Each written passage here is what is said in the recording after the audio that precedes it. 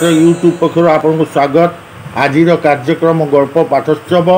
ये गल्प पाठोत्सव गल्प पाठ कर शक्ति प्रभा मिश्र। आसतु जाना संपर्क में। अवक्षेष्णु समाज हजि जाऊा मानविक मूल्यबोध प्रति सचेतनता सृष्टि करने से निज जीवन में सतत प्रयास जारी रखिंट। तार प्रतिफलन होकर गल्प समूह शुभ्रतार स्वर, श्री लग्नांग कुटीर, निशब्द डाक, देवी और दशमी जन्म और छिटजामा भली 5टी गल्प संकलन स्रष्टा सी। षष्ठ गल्प संकलन निकट में आत्मप्रकाश करने जाऊँगी। एतद्व्यतीत गोटे उपन्यास, गोटे अणुगल्प संकलन और गोटे कविता संकलन जंत्रस्थ। गल्प मान समाज पर शक्तिशाली वार्ता बहन करिथिबा किछि भल गल्प कहले अत्युक्ति हेब नाही। एतद्व्यतीत साहित्यर अन्यान्य विभाग में शिशु साहित्य, व्यंग आउ प्रबंध क्षेत्र में से निरंतर कलम चालना जारी रखिंट। जयपुर आकाशवाणी विभिन्न विभाग में और दूरदर्शन स्वास्थ्य और साहित्य विभाग में जड़े अस्थायी संचालिका भाव से दीर्घ वर्ष धरी काम कर गाल्पिका उत्कृष्ट साहित्य कृति से बहु सम्मानित होती। आसतु शुणा गल्प।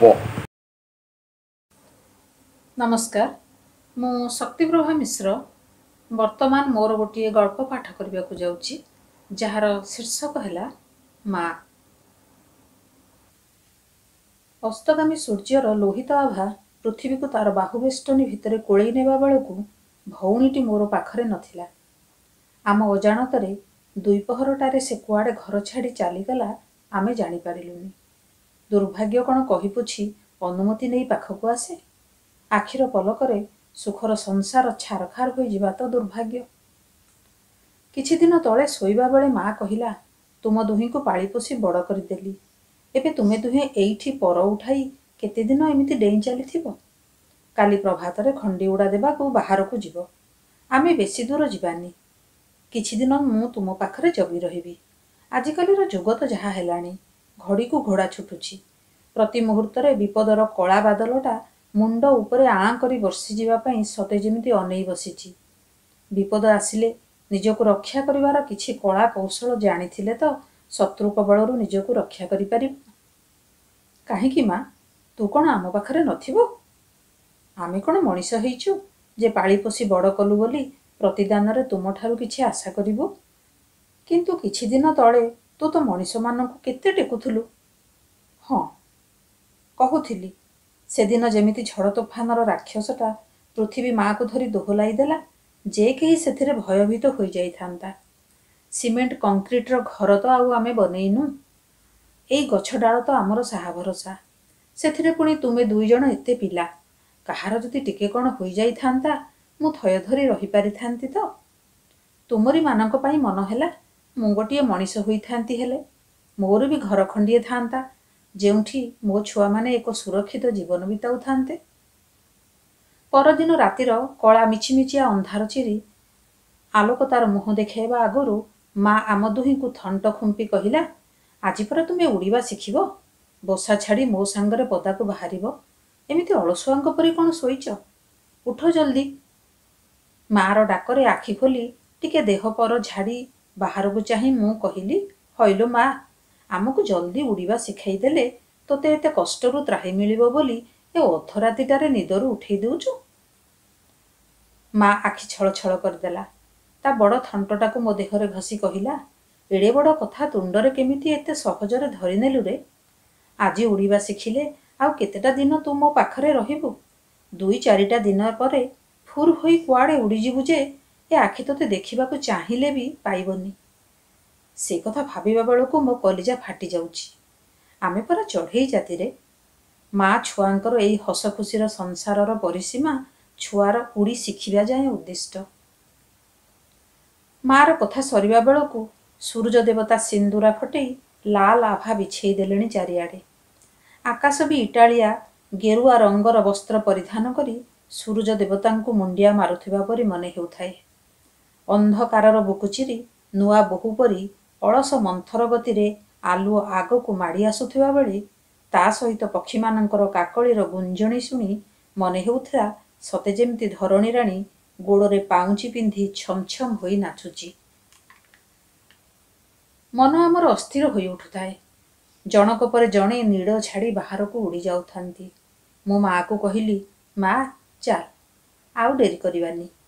ସୂରୁଜ ଦେବତାଙ୍କ ପାଖରେ ମା ଆମ ଦୁହିଁଙ୍କର ଶୁଭ ମନାସି ତା ପଛେ ପଛେ ଉଡ଼ି ଆସିବାକୁ ଇଙ୍ଗିତ ଦେଲା। ହୁର୍ କିନା ଯାଇ ସାମ୍ନା ଗଛ ଡାଳରେ ବସିଗଲା। ତାକୁ ଅନୁସରଣ କରି ଆମେ ଦୁହେଁ ଖଣ୍ଡି ଉଡ଼ା ଦେଇ ଉଡ଼ିଗଲୁ, କିନ୍ତୁ ଡରରେ ଅଧା ବାଟରେ ରହିଗଲୁ।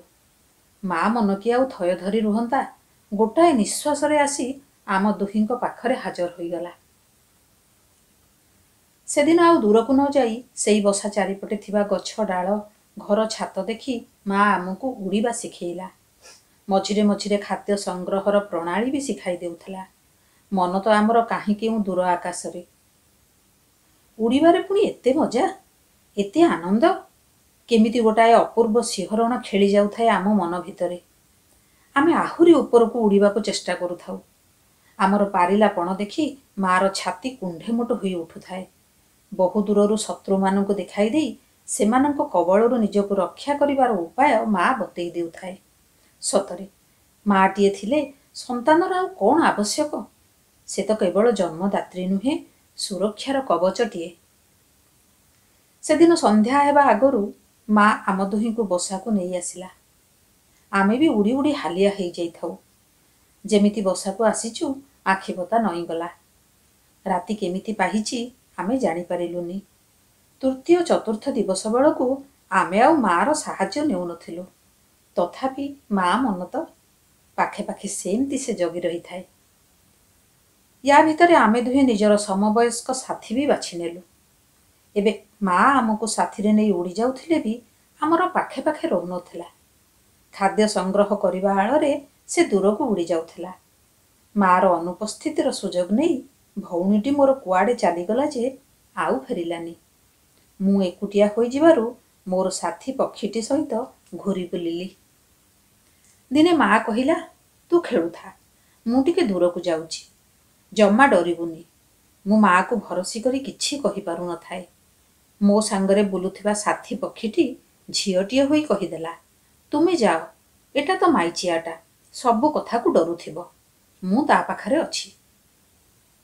ମା ଚାଲିଗଲା ପରେ ସାଥୀ ମୋ ମୁହଁକୁ ଚାହିଁ କହିଲା, କେଡ଼େ ସ୍ୱାର୍ଥପର ପିଲାଟିରେ ତୁ। କେତେଦିନ ଏମିତି ମାଟାକୁ ହଇରାଣ କରି ଚାଲିଥିବୁ। ଏମିତି ଏକୁଟିଆ ଜୀବନଟିଏ ଧରି ସେ କ'ଣ ତୋ ଚାରିପଟେ ଘୁରୁଥିବ?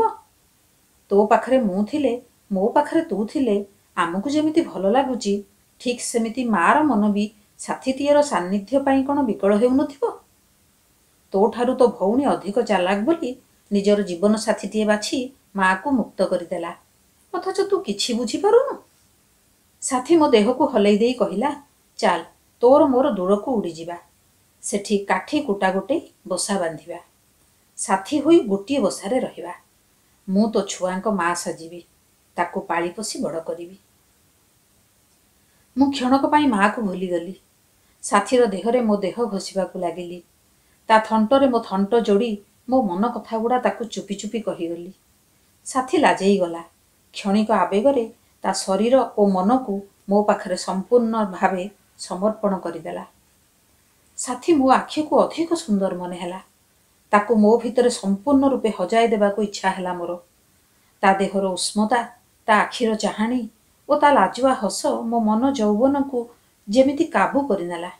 ମୁଁ ସାଥୀକୁ ଛାଡ଼ି ବଞ୍ଚିବା କଥା ଭାବି ପାରିଲିନି। ସେଦିନ ବସାକୁ ଫେରିବା ବେଳକୁ ମା ସନ୍ଧ୍ୟା କରିଦେଲା। କୁଆଡ଼େ ଯାଇଥିଲା କେଜାଣି, ଆସିବା ପରେ ମୋତେ ଆଉ ସାଥୀକୁ ଏକାଠି ଦେଖି ତା ମନଟା ଦୁଃଖୀ ହୋଇଯାଉଥିବା ପରି ମନେ ହେଲା ମୋର। ମୋତେ କିଛି ନ କହି ସେ ବସାକୁ ଉଡ଼ିଗଲା। ସେଠି ଚୁପ୍ ହୋଇ ଗୋଟିଏ ଜାଗାରେ ବସି ରହିଲା। ଭଉଣୀ ଚାଲିଯାଇଥିବା ରାତିରେ ମା ଏମିତି ଚୁପ୍ ରହିଥିଲା। ମୁଁ ସେଦିନ ଡେରି ରାତି ଯାଏ ଶୋଇପାରିଲିନି।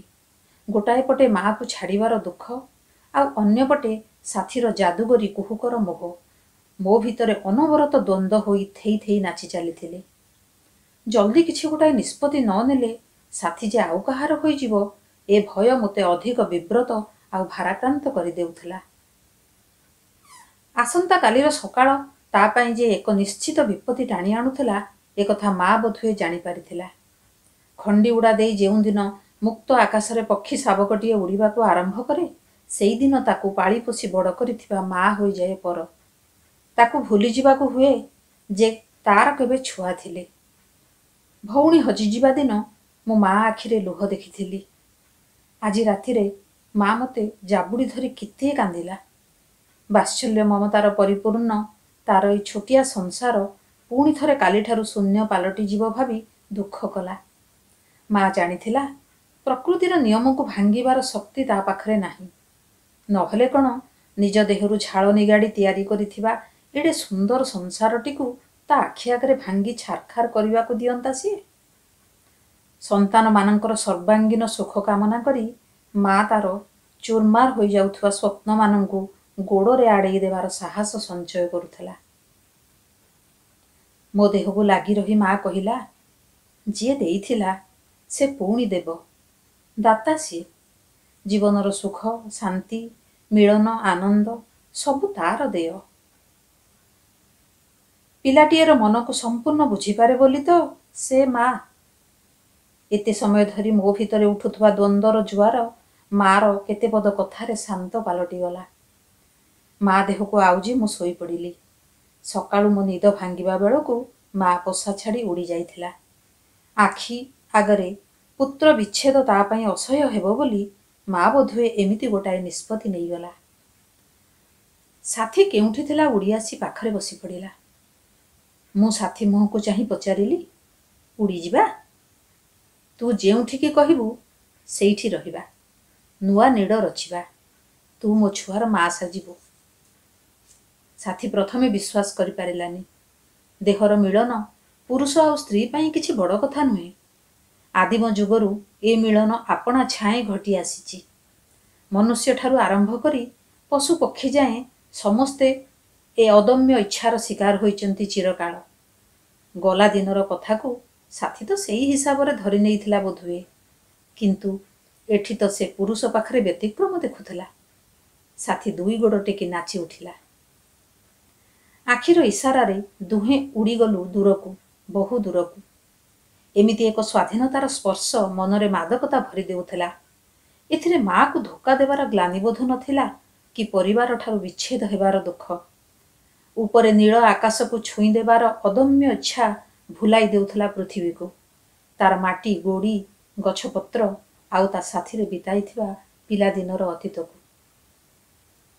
ମା କିନ୍ତୁ ପୁଅକୁ ଛାଡ଼ି ବେଶୀ ଦୂର ଉଡ଼ି ଯାଇପାରିନଥିଲା।